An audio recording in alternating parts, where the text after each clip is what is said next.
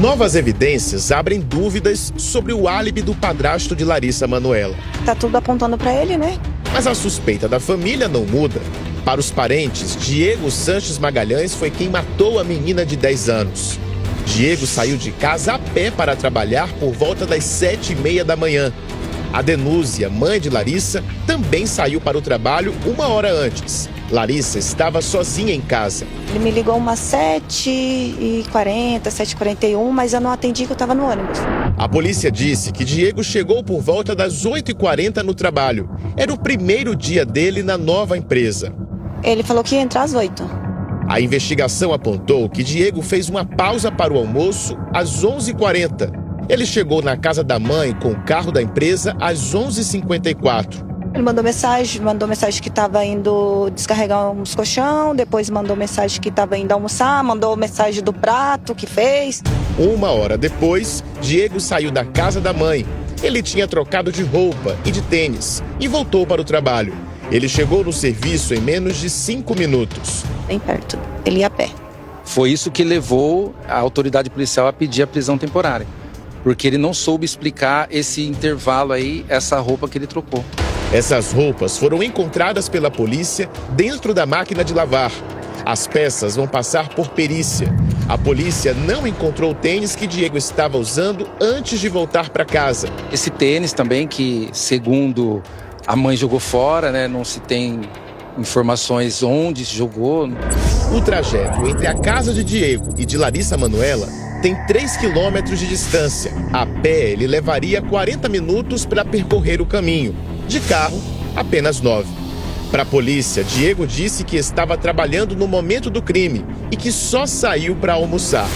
A justiça negou o pedido de prisão contra Diego. O juiz alegou que ele tem moradia fixa em São Paulo, não oferece riscos à sociedade e está colaborando com as investigações. Diego chegou a ser ouvido 3 vezes na delegacia e era apontado como principal suspeito. Larissa Manoela foi encontrada morta dentro de casa com 16 golpes de faca. A arma do crime ainda não foi encontrada, mas uma das facas que a família tinha em casa desapareceu. A Denúzia contou que ganhou uma faca de Diego meses antes do crime e que só ela, os filhos de Diego, sabiam que a faca estava guardada em cima de um armário. A mãe de Larissa disse que bloqueou o padrasto da filha e não tem mais contato com ele.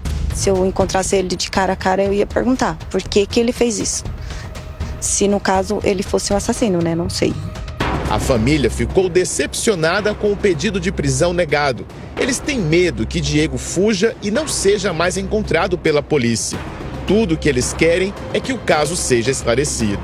O Diego ele ainda não sai dessa cena, desse crime, porque o fato dele estar a 1h da tarde, passar nessa filmagem a 1h, o crime ocorreu 2 horas antes.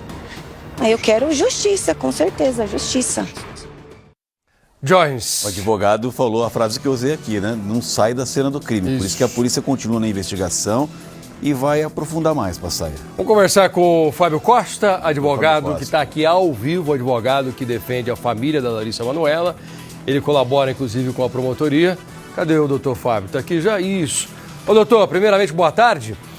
Obrigado pelo senhor estar aqui hoje mais uma vez. O senhor está acompanhando desde o começo essa investigação. Vamos lá. Mais do que nunca, com essas novas cenas que nós mostramos aqui hoje, o Diego continua na cena do crime, né?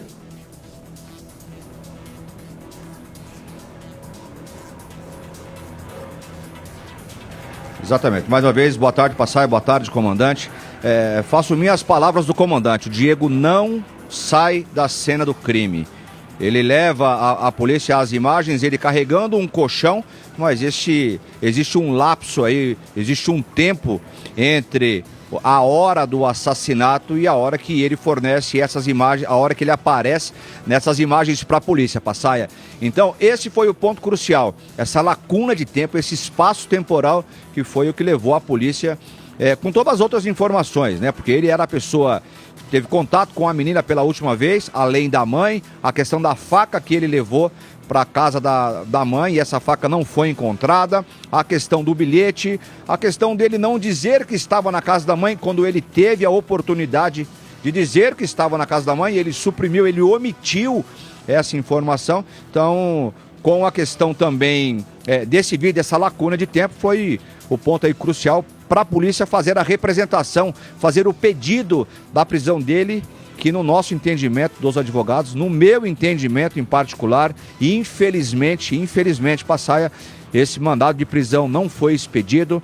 O juiz, na sua fundamentação, ele diz: o Diego tem residência fixa, tem trabalho lícito e tem comparecido à delegacia todas as vezes que foi intimado, mas fato é que ele não consegue sair da cena do crime e a polícia não tem, nesse momento, nenhum outro, Passaia, nenhum outro integrante, nenhuma outra pessoa tida como suspeita de ser o autor do crime.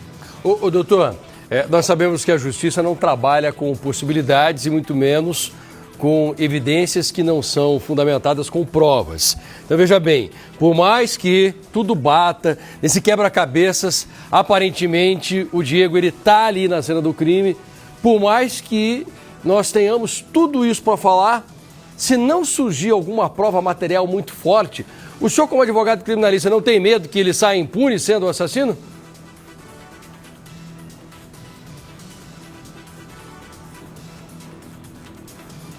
Olha, Passaia, antes eu não tinha esse receio.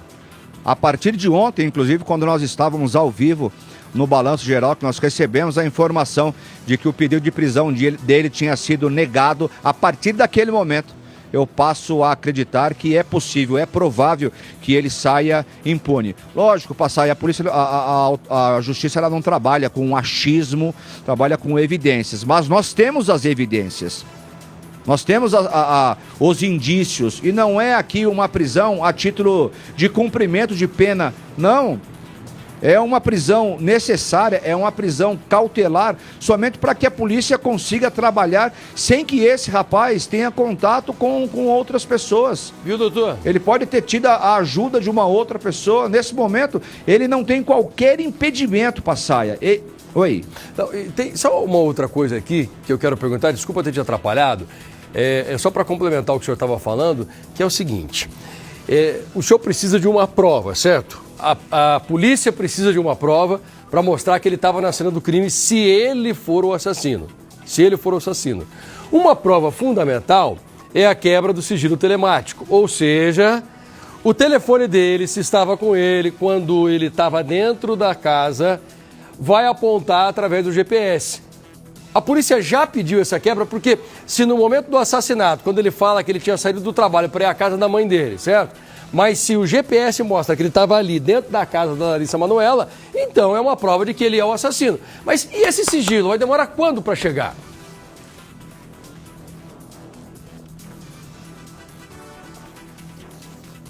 Excelente pergunta, Passaia. É a nossa aposta agora. Porque a nossa aposta era que a prisão dele fosse decretada na questão de ter esse espaço, diante das incongruências que teve, principalmente em relação ao depoimento dele. Agora, a nossa próxima aposta é a quebra do sigilo telemático do aparelho de celular dele. As ERBs, as estações de rádio base, elas vão poder determinar a geolocalização e aí, comprovadamente, nós saberemos onde ele estava, não só no horário em que ele aparece carregando o colchão, mas em todos os dias. Vai demonstrar que ele sai da casa da família, da casa da mãe, no dia 11 à noite ele diz, eu vou para a casa da minha mãe, vai demonstrar se de fato ele foi, onde ele estava no dia 12 pela manhã, no momento que a mãe sai para trabalhar, no momento em que o crime provavelmente aconteceu. Então, essa geolocalização é a nossa próxima aposta, porque o telefone dele está apreendido e a polícia já pediu a quebra do sigilo, Passaia. Doutor Fábio, eu fico imaginando por que às vezes as coisas demoram demais, né? O senhor acha que vai sair quando essa quebra desse sigilo? Você não acha que demora demais, Jorge? Pois é, não devia ser mais rápido? Não, a gente entende isso, né? A população, a família tem o tempo, nós aqui da imprensa também temos o nosso tempo, mas existe uma coisa que eu sempre falo na investigação policial, Passaia, existe o nosso tempo e o tempo das coisas.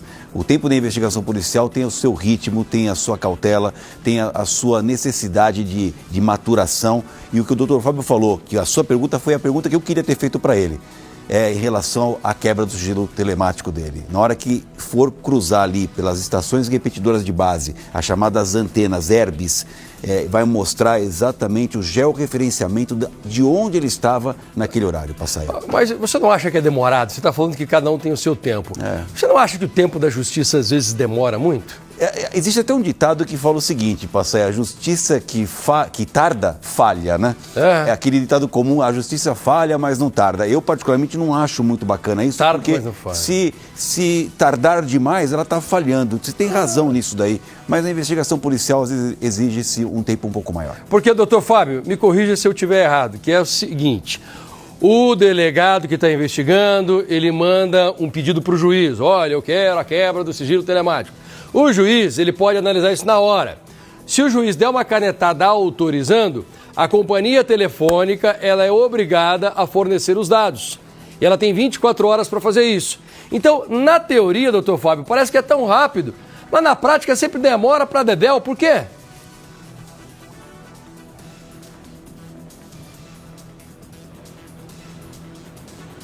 Doutor Fábio, já estou te vendo.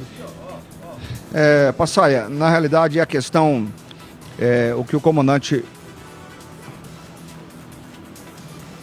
Então, Passaia, na realidade a questão dessas... a justiça que tarda, eu concordo com o comandante, ela tarda e ela pode falhar. A família está ansiosa, mas nós sabemos que essa questão... desse laudo, desse relatório, dessa geolocalização, esse georreferenciamento da localização do Diego, ele pode demorar até mais de 30 dias, Passaia. Por quê? Porque a própria polícia, ela fica adstrita às informações da operadora. A polícia faz o requerimento, a polícia faz o pedido para que a operadora forneça essa geolocalização. Agora, a polícia fica literalmente à mercê da boa vontade e da demanda da operadora de telefonia para fornecer esse relatório. E tem casos que nós seguramente já acompanhamos que demora mais de 30, 40 dias para chegar. Isso para nós, Passaia, que estamos aqui ao lado da família, é muito temerário, porque a família é uma cobrança diária e acha que a justiça é lenta e nesse momento eu acho que poderia ter uma celeridade. E por mais que a polícia peça uma celeridade para essa operadora, existe o tempo da operadora, existe a demanda da operadora. Então eu acredito que a partir do momento que a polícia fez o pedido para essa operadora de telefone celular, eu acredito que esse relatório deva demorar em mais de 30 dias, Passaia. Pois é, porque tem também no celular dele as mensagens que ele trocou, que a justiça consegue ter acesso. Você sabe que tudo que você escreve, que você pesquisa, tudo que você faz no seu celular, fica no sistema. Você sabia disso, né? Ah, mas eu faço escondido para ninguém ver. Bom, mas a companhia telefônica tem todos os seus dados. É que eles prometem sigilo, eles dizem que não abrem para ninguém, eles falam que não tem nenhum funcionário ali olhando as suas mensagens, mas está tudo arquivado num computador, está tudo num sistema, numa nuvem, está tudo lá. E eles podem puxar a hora que eles quiserem. Eles não fazem isso porque é proibido, mas quando há uma ordem judicial, eles são obrigados a fazer. E a gente não entende por que demora tanto, gente. É impressionante. Parece que eles trabalham favorecendo o estuprador, o assassino, o golpista, a pessoa que pratica um crime. Já era para nós sabermos quais as mensagens que ele trocou. Não precisa abrir para ninguém, porque é a intimidade da pessoa. Às vezes o cara é inocente, né? Ele estava lá, sei lá, com uma coisa que é só dele, que é particular. Mas a polícia devia saber se ele mandou mensagem para alguém confessando que ele matou a Larissa Manoela. Devia saber se ele estava dentro da casa no horário da morte, porque se ele estava lá com o celular, pronto, não tem mais o que falar, né, Jorge? Verdade. E também tem essa questão, né, Passaia? Muito embora eu sempre defendo que a restrição de liberdade é algo de exceção, algumas evidências que foram trazidas aqui nessa reportagem, esse fato da roupa ser diferente, essa espontaneidade dele de mostrar essa imagem assim muito voluntariamente, são coisas assim que chamam muito a atenção e poderia, sim, dada a complexidade do caso, fazer com que o juiz decretasse a temporária para a gente ficar um pouco mais sossegado, pelo menos de que não vai haver uma fuga desse sujeito, e muito embora ele esteja colaborando, que foi isso que fez o juiz, de alguma maneira, não aceitar o pedido do delegado de polícia, né? Ok, como é que está a mãe da Larissa hoje? O senhor conversou com ela, doutor Fábio? Conversei. Estávamos juntos ontem aqui, né, Passaia? Quando nós recebemos a informação de que a prisão dele não tinha sido autorizada, não tinha sido decretada, instantaneamente eu já notei que o semblante dela ficou assim, bem triste. E depois, fora do ar, conversei com ela e ela disse para mim: eu não acredito. E aí eu tive que explicar para ela o porquê desse indeferimento, o porquê do juiz não ter autorizado a prisão dele, qual foi a fundamentação, qual foi a motivação do juiz para não decretar a prisão dele. E aí conversamos com ela ontem no final do dia e hoje pela manhã. Ela está assim, simplesmente arrasada. Por quê, Passaia? Ela não vê nenhuma outra pessoa na cena do crime. Ela, num primeiro momento, ela custava acreditar que o Diego teria alguma participação nesse crime. Mas com o avançar das investigações, ela passou a acreditar no trabalho da polícia e passou a acreditar que o Diego estivesse sim na cena do crime, que todas as evidências, todos os indícios colocava ele na cena do crime como o autor da morte da filha dela. Então, e ela disse para mim: doutor, se não foi ele, honestamente, eu não sei quem poderia ter sido. Eu não tenho desavença com ninguém, eu nunca tive nenhuma briga com ninguém. A minha filha não tinha inimizade com ninguém a ponto de alguém fazer uma barbaridade dessa com ela. Então eu não tenho. Agora, nesse momento, eu estou perdida. Porque se a polícia não conseguir mostrar e demonstrar que, de fato, foi o Diego, eu, honestamente, eu não tenho nem como ajudar em absolutamente mais nada, porque eu não tenho nenhuma outra pessoa para indicar, para dizer o seguinte: olha, eu acho que eu tive uma briga com tal pessoa. Não, hipótese zero. Então ela está assim, não só ela, viu, Passaia? Nós também, nós estamos assim, apreensivos com o resultado dessas investigações, mas a família em si está completamente desolada. O Johnny, só para você saber, ontem ela estava aqui comigo ao vivo e ela não tinha falado sobre isso ainda. Foi ontem que ela confessou que o crime foi na quinta-feira, né? Mas na quarta noite o Diego estava na casa dela até às 11 horas da noite. Então estava a Larissa Manoela, a filha, a mãe, que é a Danusa, e o Diego. Estavam os três. E aí, pela primeira vez, a Danusa disse: olha, nós tivemos um breve desentendimento, porque ele pediu para olhar o meu celular e eu não deixei. E aí ele foi para casa chateado. Ele saiu às 11 horas chateado porque eu não dei o meu celular. Mas por que você não deu o seu celular? Não, porque estava com a minha filha brincando. E eu não quis tirar o celular da mão da minha filha e não dei para ele. Então ele sai de casa chateado. Imagina só, será que nós estamos falando de um homem que realmente não consegue ouvir um não? De um psicopata? De um narcisista? Poxa, aquela menina ficou com o celular e eu pedi para mim e a minha namorada não me deu só porque a filha dela tinha que ficar com o aparelho celular? Pode parecer uma coisa pesada demais, mas depois de ter coberto tantos crimes, a gente sabe que isso é possível, né? É verdade, Passaia. Nós temos muitos registros de homens que não têm condições de receber um não. Eles encaram a mulher como um objeto, né? Uma posse. Então, essa diminuição do ser humano mulher para alguns homens faz com que o sujeito tenha qualquer tipo de negativa, vira uma reação explosiva ou algo muito vingativo ou muito forte, né? Pois é, o padrasto, ele é investigado, tido como suspeito pela polícia, mas está sendo investigado. Ele não foi preso porque o juiz entendeu que ele está indo na delegacia todas as vezes que ele é chamado. Porém, deixa eu perguntar uma coisa para o senhor que já conversou, doutor Fábio, com o delegado e com outros investigadores. Por um acaso, eles estudam também se a Larissa, ela tinha alguma inimizade no colégio, de repente algum colega que sentia ciúmes dela? Porque nós mostramos recentemente 2 exemplos de adolescentes que foram mortos por colegas que tinham ciúmes. Um adolescente que recebeu uma facada e uma outra adolescente que foi envenenada por colegas. Pessoas que sentem muito ciúmes e às vezes vão e matam. Existe alguma coisa nesse sentido que a polícia investigou só para descartar essa possibilidade ou não? Sim, Passaia. Em casos de morte como essa, numa comunidade, as primeiras pessoas que a polícia parte da investigação é ouvir os pais, as pessoas mais próximas, os familiares, e aí você começa a abrir o campo de investigação e você começa a investigar os locais que essa menina frequentava. Agora, em se tratando de uma menina de 10 anos, qual é o local que ela frequentava? Somente a escola, Passaia. E foi conversado com pessoas na escola, a polícia chegou a levantar algumas informações na escola, exatamente para fazer o que você disse, para descartar qualquer possibilidade de uma questão como essa. Ter uma desavença com algum colega, não que uma criança de 10 anos, às vezes, não tenha uma desavença com um coleguinha. No caso dela, não teve nenhuma informação de que ela teve qualquer tipo de problema com outro colega ou que a mãe tenha sido chamada à escola para resolver alguma questão de algum atrito da Larissa com alguma outra colega, com algum outro colega na escola. Então, logo de pronto, essa questão foi completamente descartada, Passaia. Doutor Fábio, obrigado por enquanto. Já já eu volto com o senhor assim que tivermos mais novidades.